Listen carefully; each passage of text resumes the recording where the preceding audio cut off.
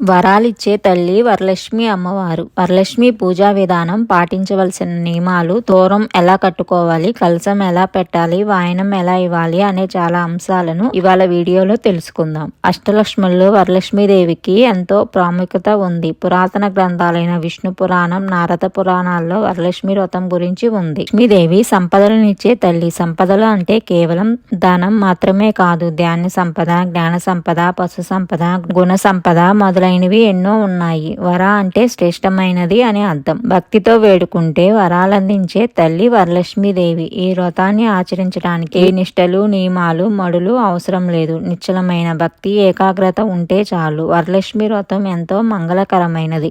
ఈ వ్రతాన్ని చేయడం వల్ల లక్ష్మీదేవి అనుగ్రహం కలిగి ఐశ్వర్యం సిద్ధిస్తుంది, సకల శుభాలు కలుగుతాయి. వివాహమైన స్త్రీలు దీర్ఘకాలం సుమంగళిగా ఉండేందుకు ఈ వ్రతం ఆచరించడం తప్పనిసరి. శ్రావణ మాసంలో రెండో శుక్రవారం వరలక్ష్మి వ్రతంగా ఆచరిస్తారు. తర్వాత వచ్చే శుక్రవారం కూడా ఈ వ్రతాన్ని ఆచరించవచ్చు. వరలక్ష్మి వ్రతం ఆచరించడం వల్ల పాపాలు తొలగి లక్ష్మీ ప్రసన్నం కూడా కలుగుతున్నది. వరలక్ష్మి వ్రతానికి కావలసిన పూజా సామాగ్రి: పసుపు, కుంకుమ, గంధం, విడిపూలు, పూలమాలలు, తోమలపాకులు, ఒక్కలు, ఖర్జూరాలు, అగరవత్తులు, కర్పూరం, చిల్లర పైసలు, తెల్లని వస్త్రము, రవిక దుస్తులు, పచ్చ కలర్ జాకెట్ ముక్క, మామిడి ఆకులు, 5 రకాల పళ్ళు, అమ్మవారి ఫోటో, కలసం చెంబు, కొబ్బరికాయలు, తెల్లదారం లేదా నోముదారం, ఇంట్లో తయారు చేసిన నైవేద్యాలు, బియ్యం, దీపపు కుందులు, వత్తులు, నెయ్యి.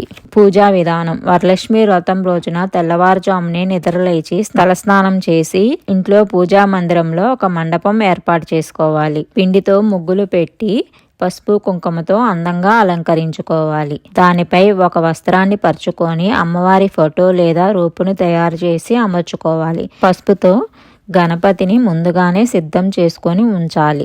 తర్వాత ఒక కలశాన్ని ఏర్పాటు చేసుకోవాలి. ఒక రాగి లేదా ఇత్తడి పెళ్ళాన్ని తీసుకొని 3 కానీ 5 కానీ గుప్పెళ్ళ బియ్యాన్ని పోసి దానిపై 2 తోమలపాకులు పెట్టి ఇత్తడి లేదా రాగి చెంబు తీసుకొని ఆ తోమలపాకుపై పెట్టి దానిలో నిండుగా నీళ్లు పోయాలి. ఆ నీటిలో కొంచెం పసుపు, కుంకుమ, అక్షింతలు, 1 రూపాయి కాయను వేసి పువ్వులు వేసి దానిలో మామిడి ఆకులు పెట్టి దానిపై కొబ్బరికాయను తీసుకొని గంధం, కుంకుమ, బొట్టు పెట్టి ఆ మామిడి ఆకులపై పెట్టాలి.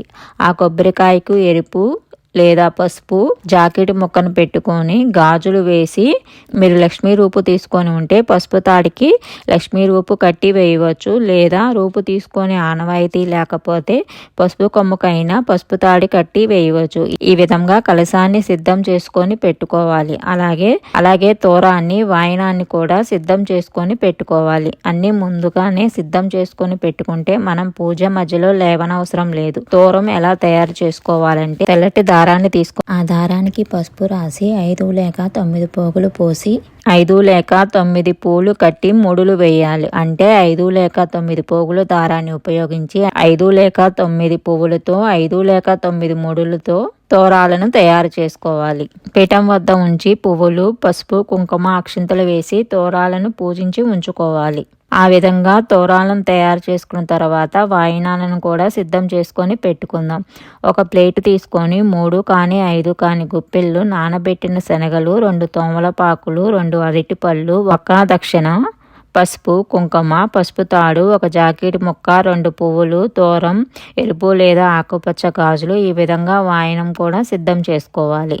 పూజా విధానం: ముందుగా దీపారాధన చేసి ఆ దీపాలకు పూలు, అక్షింతలు వేయాలి.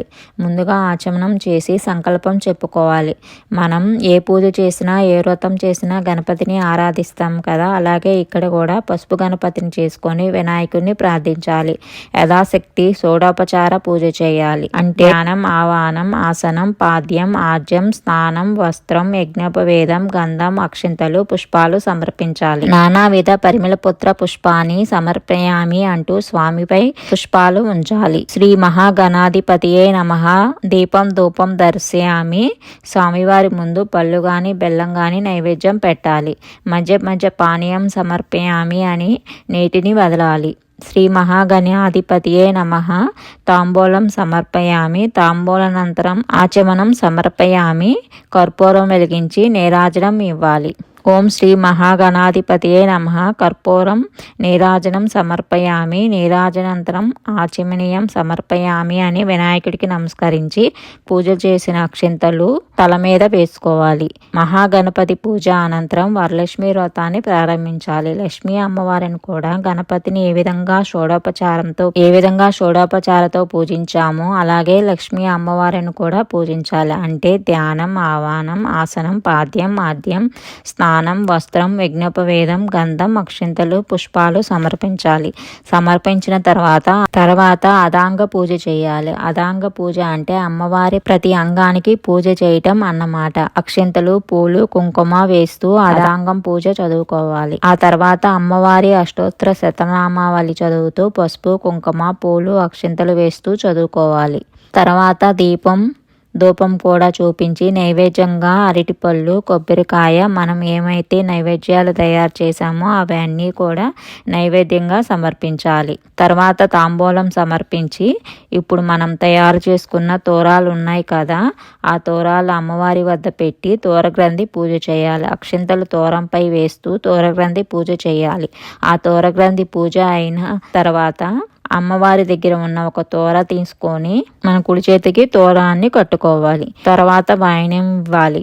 వాయనం ఇస్తున్నప్పుడు ఇస్తేనమ్మ వాయనం అని మనం చెప్పుకొని, పుచ్చుకునేనమ్మ వాయనం అని అమ్మవారి చెప్పినట్లే మనమే చెప్పుకొని వాయనాన్ని సమర్పించాలి. ఆ తర్వాత కొద్దిగా అక్షింతలు తీసుకొని వరలక్ష్మి వ్రత కథను చదువుకోవాలి. వరలక్ష్మి కథ బుక్స్ అన్ని బుక్ షాప్ లో ఉంటుంది.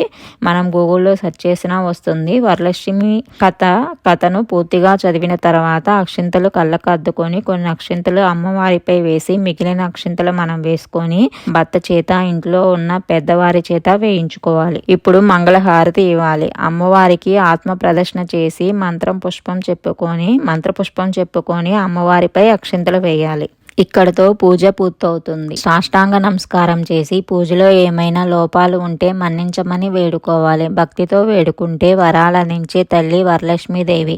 ఆ తర్వాత ముత్తైదువులకు తాంబూలాలు ఇవ్వాలి. అందరికీ తీర్థ ప్రసాదాలు ఇచ్చి పూజ చేసిన వారు కూడా వాటిని తీసుకోవాలి. కలశం ఎప్పుడు తీయాలి అనే అనుమానం చాలా మందిలో ఉంటుంది కదా. కలశాన్ని మనం మరుసటి రోజే తీయాలి. పూజ చేసిన రోజు తీయకూడదు. కలశంలోని నీరు పచ్చని చెట్టులో పోయాలి.